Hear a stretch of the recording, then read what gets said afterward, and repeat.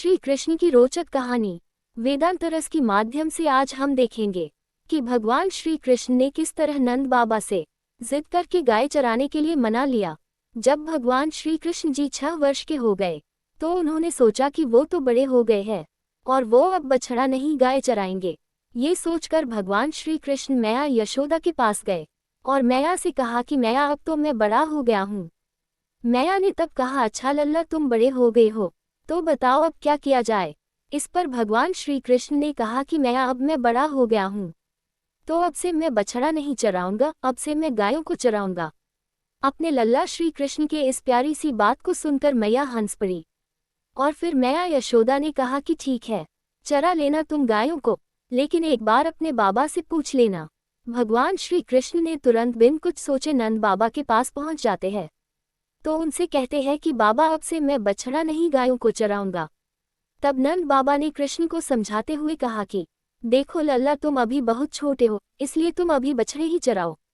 लेकिन भगवान श्री कृष्ण अपनी ही बात पर अड़ गए थे और उन्होंने कहा कि नहीं बाबा मैं अब बड़ा हो गया हूँ और मैं अब गाय ही चराऊंगा।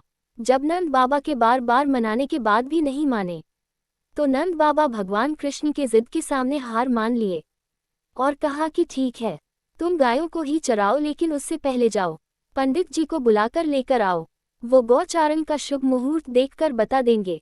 भगवान श्री कृष्ण तुरंत दौड़ते हुए पंडित जी के पास गए और उनसे कहा कि पंडित जी आपको बाबा ने बुलाया गौचारण के मुहूर्त देखने के लिए। और फिर उन्होंने सारी बात पंडित जी से बताई और पंडित जी से कहा कि आपको मुहूर्त आज का ही बताना है, अगर आप ऐसा करेंगे तो मैं आपको बहुत सारा माखन लाकर देंगे। भगवान की इस बात पंडित जी मुस्कुराए और फिर उन्होंने कहा ठीक है, मैं आज का ही मुहूर्त बताऊंगा। अब पंडित जी नंद बाबा के घर आ गए और अपना पंचांग खोलकर बार बार अपनी उंगलियों पर कुछ गिनते। इस पर नंद बाबा ने कहा कि पंडित जी आप बार बार अपनी उंगलियों पर क्या गिनती कर रहे हैं। पंडित जी नंद बाबा के प्रश्न का उत्तर देते हुए कहा कि क्या बताऊं नंद जी, केवल आज का ही मुहूर्त गौचारण के लिए शुभ है, नहीं तो फिर अगले 2 सालों तक कोई मुहूर्त नहीं है।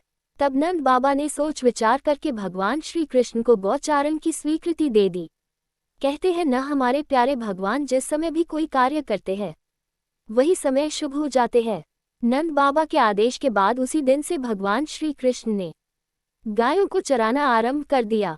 जिस दिन भगवान ने गाय चराना प्रारंभ किया वो दिन गोपा अष्टमी के नाम से जाना जाता है।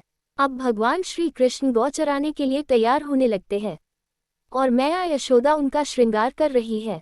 लेकिन जैसे ही मैया यशोदा ने भगवान को उनके पैरों में जूतियां पहनाने लगी तो भगवान बोलते हैं कि मैया मैं इसको नहीं पहनूंगा, और फिर कहते हैं कि मेरी गैया भी तो जूते नहीं पहनती तो मैं कैसे पहन लूं, और तभी जूते पहनूंगा जब पहले आप सभी गायन को भी जूते पहनाएंगी। उसके बाद से भगवान श्री कृष्ण जब तक वृंदावन में रहे उन्होंने कभी जुतियां नहीं पहनी और नंगे पैर ही पूरा वृंदावन की पूरी धरती को पावन करते रहे।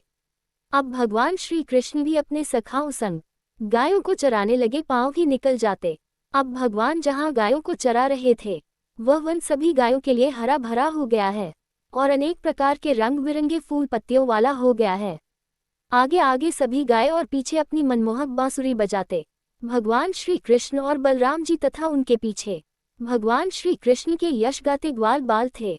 और इस प्रकार भगवान श्री कृष्ण विहार करने के लिए उन्होंने वन में प्रवेश लिया और तभी से भगवान श्री कृष्ण गौचारण लीला करने लगे।